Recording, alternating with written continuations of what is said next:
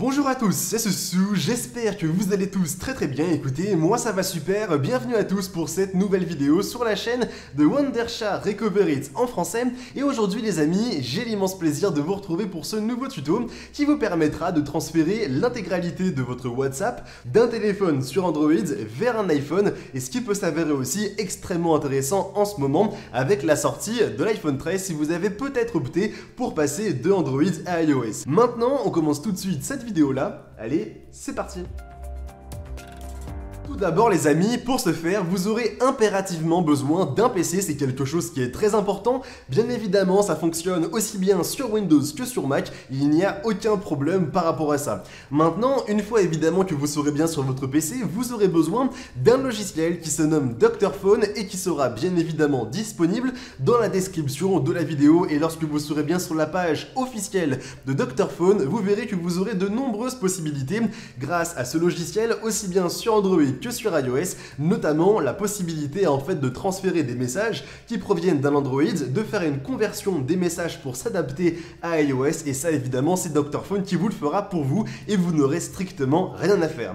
Maintenant, une fois évidemment que vous aurez bien Dr Phone sur votre PC, Windows ou Mac, ça va forcément dépendre de vous, il vous suffira de vous rendre dans la catégorie WhatsApp Transfert, et lorsque vous serez bien dedans, avant de faire quoi que ce soit, vous allez devoir dans un premier temps vous rendre directement sur votre téléphone Android, et ensuite dans les paramètres en haut à droite, puis ensuite dans discussion, et lorsque vous serez bien dedans, vous allez devoir faire une sauvegarde de vos messages. C'est quelque chose qui est très important parce que la sauvegarde, vous allez tout simplement maintenant la récupérer directement sur Dr Phone, et ensuite Dr Phone se chargera de convertir la sauvegarde pour s'adapter du coup à iOS, et ensuite de le transférer. Vraiment, vous n'aurez rien à faire, c'est Dr Phone qui fera tout pour vous.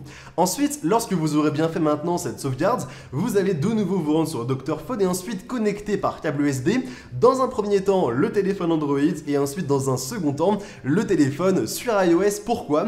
Parce que en fait c'est le téléphone qui est à gauche qui va envoyer ces données, et le téléphone qui est à droite sur Dr Phone va tout simplement récupérer les données. Et si peut-être par erreur il y a l'iPhone qui est à gauche, il vous suffira simplement de cliquer sur inverser qui est au milieu, il n'y a pas de problème par rapport à ça.